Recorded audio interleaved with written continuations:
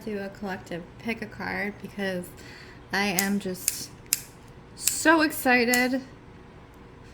I got 3 new decks and I thought, what better way to break them in than do a pick a card. So we're just going to do a general collective reading and see what shows up. As always, if any of these messages don't align for you, take only what you need and leave the rest. We're going to do a quick blessing of these fresh cards. I ask that any and all messages that come through the cards come through with clarity and understanding for all those involved and for their highest good at this point in time only. So I have the Wisdom of the Oracle deck by Colette Baron Reid. That's going to be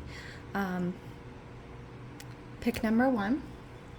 I have the Phantom Wise Tarot by Erin Morgenstern. That is going to be pick number 2. And I have the Divine Animals Oracle by Stacey DeMarco. That is going to be pick number 3. So you guys take a minute, decide which deck that you are aligning with most right now, and then we're going to get into the reading. Okay, let's start. Let's try not to disturb deck number 2. We're not so fancy here, but we'll just do one thing at a time. There we go. We have deck number 1. Colette Baron Reid, Wisdom Oracle, and we have this really beautiful selenite heart that my friend Sita gave me with all of, I think these are the flower of life on them. So that is our first crystal. Okay, for collective, pick number 1, universe, spirit, higher consciousness. What messages does collective need to know today? What messages does collective need to know today? Ooh, I'm getting like very intense third eye activating. So you may be getting your own messages actually where before, I'm also hearing dream state. So through your dreams, if you're not someone who picked up in the past, you know, a lot of messages through your dreams, you may be receiving new messages through your dreams now. So please pay attention to those, write those down because those are very important to direct your day today. The first card you have is number 37, The Never-Ending Story. And you see this little being, this being with their head in their hands, and then it's this time clock under it. But if you look in the time clock, there is a heart, and the heart says yes, no, love. So it's talking about love, probably relationship, things like that. But it's so interesting because the heart looks like this heart. So I think your focus, the way the messages are coming through for the first pick, is mainly on love and relationship right now. So this can be relationship to self, the self-love. It can also be external relationships. So the way it is reading is romantic relationship as we're talking about love. And feeling like you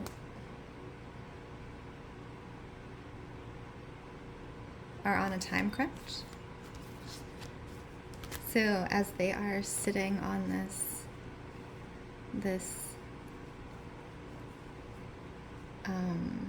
what would you call it? You know what I'm saying, right? This little thing right here, this little timer. And they look stressed. They're stressed about time, but here's the thing. Time is a human construct, okay? Time is a human construct. We see time from human perspective in a line, past, present, future. But in reality, it's not. So there is a tradition, I forget which one it is. It could also be the Celtic traditions, but It's the idea that time is a spiral, right? Or it could also be many traditions, actually. Sometimes I collect information. I'm like, I know I got that from somewhere. Time is a spiral. Time is never ending. The story never ends. And that's exactly what this card is. It's letting go of that idea that you need to have a relationship. You need to have done something. You need to have been someone at this time or by this time, because time is a spiral. There is room for you to achieve all things in life because time is a spiral. You will achieve what you came here to achieve. Number 42, chop wood. So the opportunity here for the first pick, collective, is do the day-to-day. Do the things that you know you have to do or know how to do. And stop focusing your energy on, will it be done by this time or not? Go to work, go to school, do it, whatever it is that you do in your day-to-day normally, and keep chopping that wood. And you may find as you do that you're releasing that energy of, is it on time? And you're stepping into allowance of it actually coming to you, right? So something is not going to come to you if you force it. And I think I said this in one of my recent readings, maybe my divine partner reading, Treasure Island, number 9. There you go. Exactly what I was saying. It won't come to you if you force it, because you're coming at it from the mind. You're not coming at it from having an open energy to it. So if that is a romantic relationship, if that is you trying to attain some role, trying to attain or be something, some version of yourself, the only way that it will come to you is through stepping into allowance and allowing it to come to you. Don't hold so tightly. Let's see what else is coming through.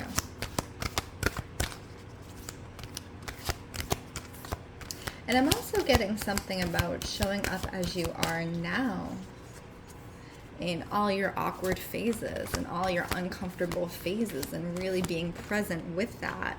And I think I've been saying this recently. There you are. Look at that. Exactly. Unfinished symphony. So you are an unfinished symphony. You're a work in progress. Do you think every great musician, artist, poet, anyone who has done anything that has truly been impactful to the world, it didn't start out as perfection?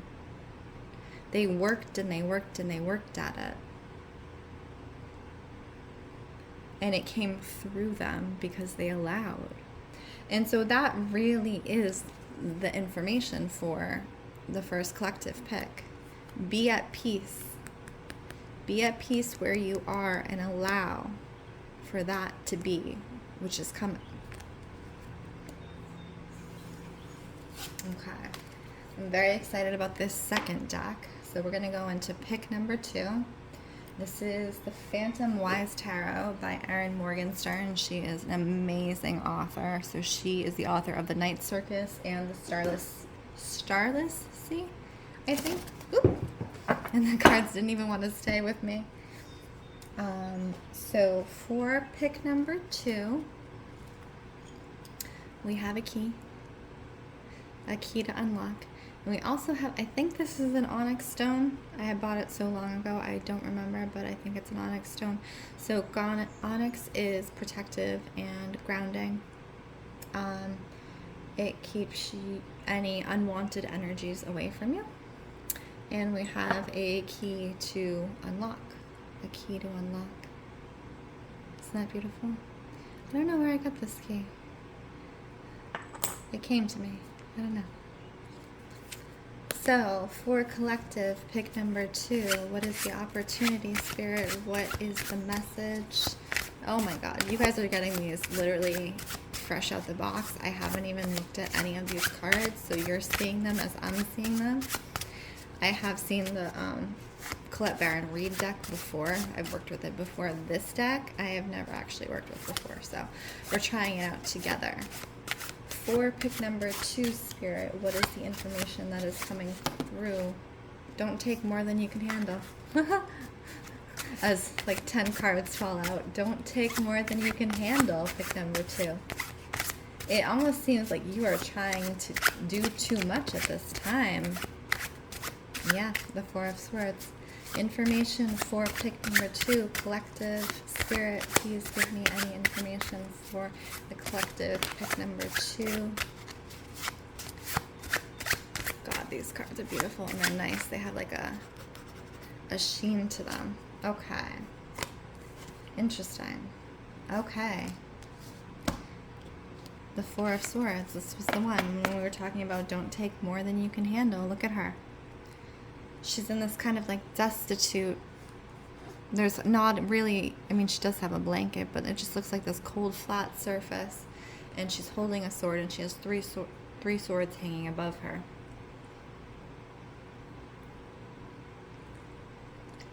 I'm hearing deadlines. You want and or need to meet deadlines, and you're not meeting them because you're not taking care of yourself. Pick number 2. What are we doing? And so you have this reverse, which is the Chariot. The Chariot is movement, so that can be actual physical movement from one place to the next, or it can be energetic movement, and you had it reversed. So you're not getting movement. This is particular around work. I think that you're either missing deadlines or struggling to meet deadlines and or projects because you're doing too much. And so you're not getting any movement where you actually need to move. And I'm hearing pushing the needle, moving the needle. The 10 of Pentacles. So you have this castle that's guarded by 2 hounds. And the castle is a fortress, basically. So part of this is around your money and your ideas of worthiness. And I also think part of this, the way it's showing up, is that you may actually be changing positions, changing jobs to something that's more aligned. I'm also hearing waiting periods. So you may be waiting for a position to open up within your company, or waiting for a position to open up in another company that you're looking for that is more aligned for you, because whatever you are currently in, the way it is showing up, it's not working.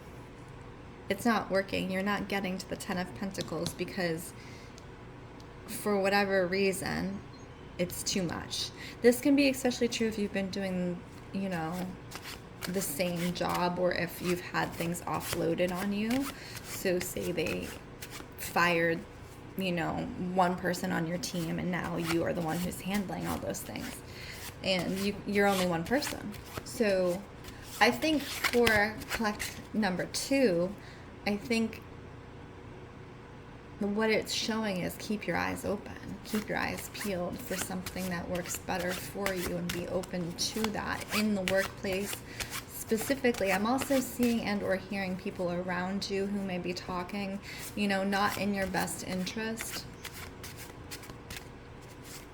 So when you are in a work environment that isn't conducive to your well-being, you're naturally disinclined to not do the best work because you're not supported, right? So I want you to keep your eyes open for that supportive environment, for that environment where you will be showing up the Page of Wands. Because you do have skills, you do have this energy about you where when you feel called to really show up, when you feel supported in your work environment, you do, and you show up very well.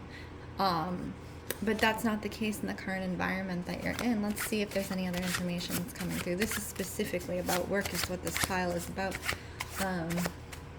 And this is true, I'm getting specifics if you are in, like, the waitressing. I'm seeing waitresses. Maybe it's because the way she's holding this. If you're waitressing or in some type of customer service position like that, I feel like the high stress of the environment, you know, the burnout is very quick. So There are other options available to you. Just keep your eyes open and also speak to people. Speak to people around you who may know of positions, because there are those who do. Somebody near you knows of something. Let's see what else is showing up for pile 2. Any other information? Stop doing that. Stop doing too much. Sending me 30 cards at once. I'm also hearing a name specifically, and I usually don't say names, but I'm hearing James. I don't know what that means. If that's to you specifically, James, that's kind of a signal that this card is for you. If you know a James, or you are a James, or you have a James in your workplace, James. James always makes me think of like libraries with dusty books. We're not doing that. Let's see. Any last information for pick 2?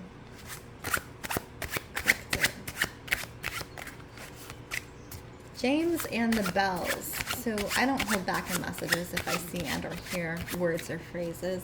There's something about the bells playing, the bells tolling, the bell tower. That may be aligned for you. The Fool. This is the energy that we want to bring into our new position that we're looking out for. We're excited about that new position. We're childlike to try something new. I think once you kind of step into this energy and get out of this energy, keep looking. There is something for you. There is something for you. You may have to be a bit of a thief in the night about it when you leave. But, you know, there is something more aligned for you. That is deck 2. Okay. Deck 3. Also, have not touched this deck. Never worked with this deck. I have this beautiful agate. And I think that's either a amethyst or just maybe a quartz on the edge, but it's like a moon. Look at that. How cool. So we have that. And this is, I'll show you the face of it. This is the Divine Animals Oracle from Stacey DeMarco. And I've never worked with any of her decks either, so we'll see what's up. For collective pick 3, what is the information for collective pick 3? Ooh, we're doing some deep diving. Hang on. Whoa. This is like some deep spiritual work. I'm seeing death and rebirth.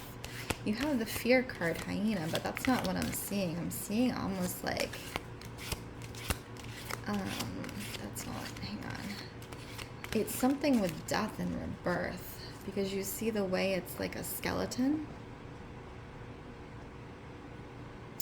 And then it's alive on this side. So it's dead on one side and it's alive on the other. I'm also seeing like magic work. So if you're someone who's witchy, for lack of a better term, there's something around that death and rebirth energy that's very important for you right now. Cultivating that energy, and if you are doing any type of spell work or intention work, cultivating that rebirth energy, that revival energy, not only for you but on a greater collective, right? There's so much going on in the collective right now, and I think as we focus our energies, if you are someone who does that type of intentional work, focus your energy for the death of which that does not serve the collective, to bring in the energy of that which does, that light energy. Without darkness, you can't have light. Without light, you can't have darkness. And that's the energy that I'm getting right now. So this third pile is very much on a spiritual incline, which is interesting because we did like more of a romantic relationship with the first pile and work with the second pile. This one is definitely spiritually inclined, and I'm definitely seeing, like, I'm hearing root workers. So if you are in a lineage of root workers, if you are in a lineage of practitioners. Even if you are not knowingly within that lineage, if it lies within your blood, it's being awoken at this time. Opportunity for collective number 3, Spirit. Tell me, what is the opportunity? What do we need to know? What is the opportunity? What is the opportunity, Spirit? Okay.